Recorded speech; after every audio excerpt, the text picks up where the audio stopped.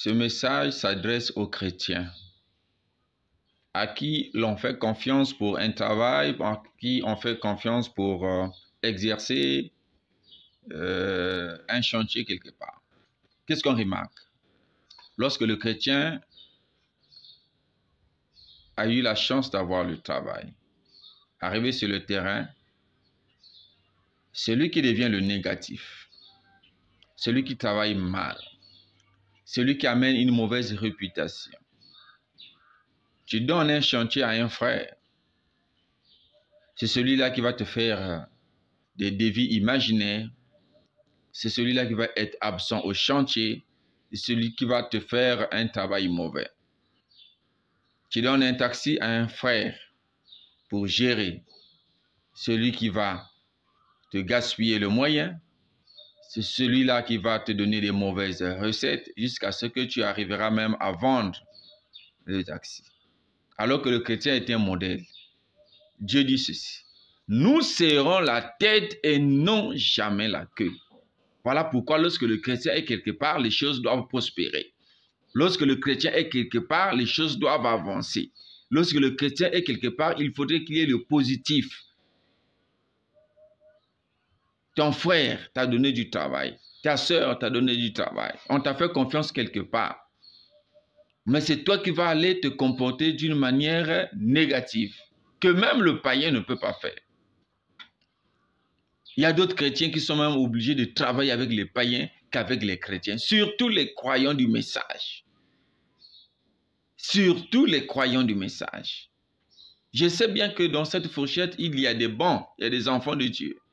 Mais sauf que la fausse vigne est tellement rentrée dans le message que c'est cette fausse vigne-là qui a souvent la chance d'avoir du travail. Et cette fausse vigne va gaspiller la réputation des bons fils de Dieu qui sont là à côté, qui recherchent du travail. C'est comme chercher l'aiguille dans une mer profonde. C'est difficile de retrouver le vrai chrétien qui va te donner du vrai travail, qui va être poli, qui va être calme, qui va faire un travail normal. Non, c'est lui qui boude. C'est lui qui est têtu dans le service. Mais vous oubliez que nous prions toujours que Dieu nous donne le travail. Et dès qu'on a ce travail-là, on travaille maintenant mal. Non. Le chrétien doit être exemplaire. Pour l'année qui arrive, chacun de nous, regardons nos fautes. Qu'est-ce qu'on a commis comme erreur? Où est-ce qu'on n'a pas arrangé? Où est-ce qu'on n'a pas amélioré pour que l'entreprise avance? Pour que le travail de tout avance? Le travail qu'on m'a donné, qu'on m'a fait confiance, où est-ce que j'ai failli? Est-ce que je partais souvent en retard au boulot? Est-ce que je ne confiais pas mes tâches? Est-ce que je ne les faisais pas normalement? On a besoin de chrétiens exemplaires. Parce que la Bible dit, nous sommes le sel de la terre. Nous sommes la saveur du monde. Il faudrait que tout ce que nous puissions faire soit dans le positif. Tout ce qu'on fait doit être dans le positif. Nous sommes ceux-là qui doivent amener les choses du bas vers le haut. Nous serons la tête et non jamais la queue. Voilà pourquoi ce sont les fils de Dieu qui sont appelés à régner sur cette terre. Et non les fils de Caïn. Non, l'or et l'argent appartiennent à Dieu. Mais lorsque Dieu nous a appelés, lorsque Dieu nous a confié un travail, faisons-le. Ou refuse carrément de le faire. On t'a proposé un chantier. Si tu penses que tu vas être capable de gérer le chantier, refuse.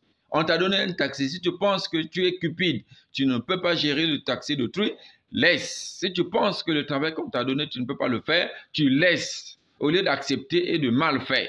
C'est pas bien. On ne peut pas tirer de la gloire et des bénédictions quand on fait le négatif. Faisons le positif. Nous sommes des enfants de Dieu, nous sommes appelés à vivre dans le positif pour que nous puissions avancer.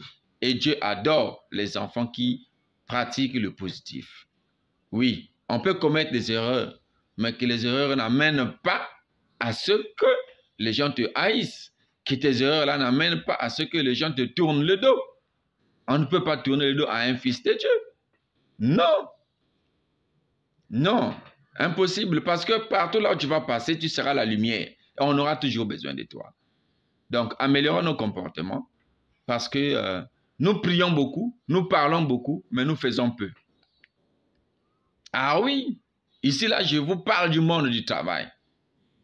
Voilà pourquoi je vous ai dit que cette chaîne YouTube que Dieu m'a inspiré de créer ne sera pas uniquement pour prêcher la parole. Parce que la parole, c'est aussi la société.